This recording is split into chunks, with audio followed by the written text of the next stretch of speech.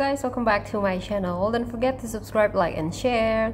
So di video ini saya kembali lagi ya, karena saya itu baru saja baca artikel tentang traveler yang menggunakan autogate. Nah, kita sekarang tahu sendiri ya, di Bandara Soekarno-Hatta pun sudah menggunakan autogate, dan di beberapa negara itu juga sudah banyak yang menggunakan autogate waktu proses imigrasi. Jadi proses imigrasinya itu nggak manual lagi ketemu petugas imigrasinya, tapi kita tinggal scan saja halaman depan, terus pintu terbuka dan kita bisa melewati imigrasi dengan cepat. Cukup waktu cuma beberapa menit saja ya. Nah, jadi seorang traveler dari Inggris ya, mereka itu ingin liburan ke Yunani. Pokoknya si traveler ini tuh melakukan kesalahan waktu saat scan paspornya. Jadi ketika sudah proses itu dia ini membalikkan paspornya atau gimana gitu, sehingga paspornya itu kesangkut dan robek. Hal yang mirip juga sih, tetapi paspor saya nggak sampai rusak. Waktu saya pertama kali mencoba autogate di Singapura tuh saya itu agak buru-buru narik gitu ya, karena kan belum terlalu paham caranya. Jadi waktu saya masukin itu saya buru-buru tarik gitu loh teman-teman ya.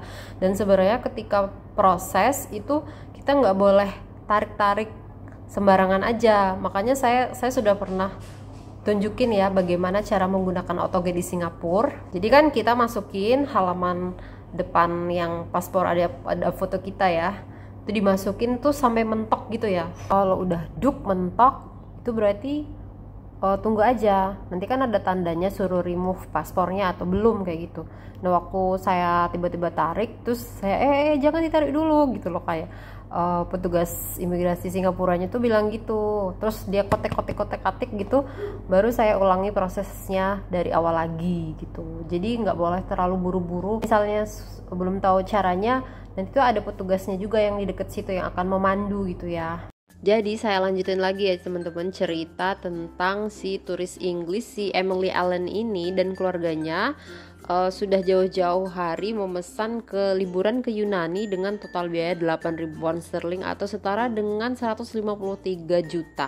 Terpaksa ya mereka itu merugi karena paspornya itu robek waktu di scan di bandara, di autogate di bandara Inggris. Nah, jadi awalnya itu dia memasukkan paspornya ke dalam mesin dengan cara yang salah, terus dikeluarin dengan hati-hati dan diputar. Paspornya itu meninggalkan robekan sepanjang 1 inci di tepi foto paspor. Jadi kan nggak boleh ya, paspor kita itu tidak boleh robek sedikit pun.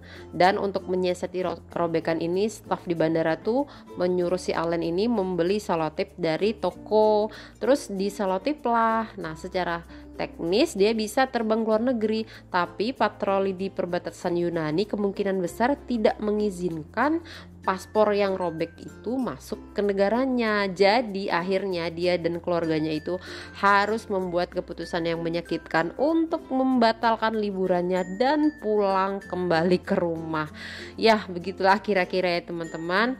Jadi hal ini sangat menyakitkan. Jadi dia merugi sebesar 8.000 pound sterling. Beberapa cerita tentang paspor ini juga ada di ketika wisatawan asing masuk ke Bali ya. Salah satunya 2021 tuh seorang wanita dilarang terbang ke Bali karena paspornya ada bekas cetakan. Terus seberapa rusak tuh bentuk paspornya tuh e-paspor, dan kerusakan pada paspor itu dapat mempengaruhi foto dan kinerja chip keamanan yang berisi informasi pribadi si pemilik.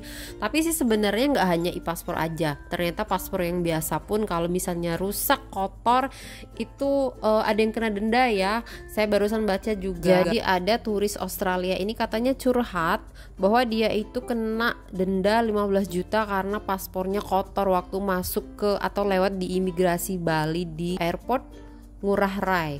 Dan so far pihak imigrasinya itu masih membantah bahwa berita itu nggak benar. Terus kasus yang satu lagi ini ya teman-teman, bahwa turis ini paspornya tuh bolong dan dia gagal liburan ke Bali dan Malaysia sehingga merugi 132 juta. Jadinya mereka itu si Richards dan istrinya nggak bisa masuk ke Bali karena paspornya tadi bolong. Karena ternyata paspornya nggak bisa di-scan pas di Australia itu. Jadi ya pesan saya teman-teman, ya kita juga harus hati-hati jaga paspor supaya tidak rusak, kotor ataupun robek karena bisa menghalangi proses kita waktu melewati imigrasi. Oke, semoga bermanfaat ya guys. See you in next video.